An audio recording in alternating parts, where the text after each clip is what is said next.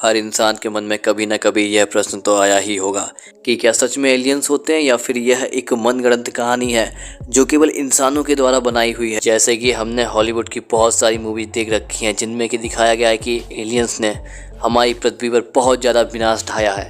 अगर वास्तविकता में एलियंस हमारी पृथ्वी पर आ गए तो वो हमारे लिए बहुत ज़्यादा विनाशकारी साबित होंगे।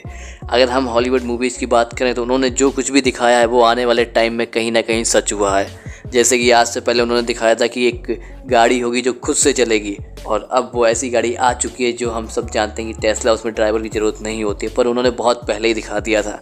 उन्होंने उड़ने वाली गाड़ियाँ दिखाई थी, अब वो हकीकत हो चुका है, उड़ने वाली गाड़ियाँ भी आ चुकी हैं। जो भी मूवीज़ में दिखाते हैं वो फ्यूचर के माइंडसेट को सेट करके बनाते हैं और वो कहीं ना कहीं हो भी जाता है। जैसे ट्रांसफार्मर मूवी आई थी, उसमें रोबोट्स को कितना ज़्यादा एडवांस दिखाया था, और आज के टाइम में सूफिया जैसे हमारे पास हाईटेक रोबोट्स हैं। अगर हम अपने प्राचीन इतिहास को खंगोलें तो हमें मिलेगा कि आज से जो पहले का मानव था उसे भी ज़्यादा जानकारी नहीं थी। तो आज से जो पहले का मानव था वो एक सीमित क्षेत्र तक ही सीमित था।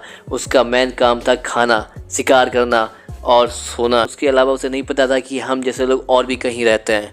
वो अपने क्षेत्र तक ही सीमित था, बल्कि सच और भी था। परंतु इसका मतलब ये नहीं कि उसके अलावा और कहीं लोग नहीं रहते थे। जैसे कि यूरोप में लोग रहते थे और आपका मिस्र में लोग रहते थे, परंतु भारत में जो लोग रहते थे उनको नहीं पता कि मिस्र जैसा भी कोई देश है।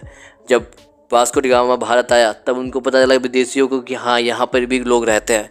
ठीक वैसे ही अगर हम ये एग्जाम्पल उठा के लें कि हम केवल अपनी पृथ्वी तक ही सीमित हैं, या फिर हमने जिन ग्रहों की खोज कर ली है वहाँ पे अभी तक जीवन नहीं मिला, ऐसे जाने कितने ग्रह हैं, कितने सौरमंडल हैं, कितने जाने तारे हैं जिनकी हम खोज अभी नहीं कर पाए हैं, जो हमारे लिए बिल्कुल कल्पना से परे हो रखे हैं। हम उनके बारे में नहीं जानते, परंतु इसका मतलब ये नहीं कि वो इस दुनिया में है ही नहीं। अगर हम एक छोटे से एग्जाम्पल से समझें कि हर किसी ने सहारा का मरुस्थल तो देखा ही होगा, या फिर हर किसी ने रेगिस्तान तो देखा ही होगा। रेगिस्तान होता है वो रेत के छोटे छोटे कण से मिलकर बना हुआ होता है। बहुत सारे कण इकट्ठे हो जाते हैं तो वो एक रेगिस्तान बन जाता है। ठीक उसी प्रकार रेगिस्तान में फैले हुए बहुत सारे कण, जितने छोटे छोटे कण होते हैं उतने ही हमारे पूरे ब्रह्मांड में सूर्य, पृथ्वी, चंद्रमा ये सब हैं।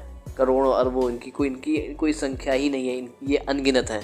जितने रेगिस्तान में छोटे छोटे कण फैले हुए हैं उतने ही पूरी ब्रह्मांड, सूर्य, चंद्रमा, पृथ्वी ये सारे फैले हुए हैं। हमने कुछ ग्रहों को ढूंढ निकाला है जिन पर अभी तक जीवन नहीं है। जैसे कि हमारी पृथ्वी पर जीवन है, तो ऐसे अनगिनत पृथ्वी है जहाँ पर और भी जीवन होगा।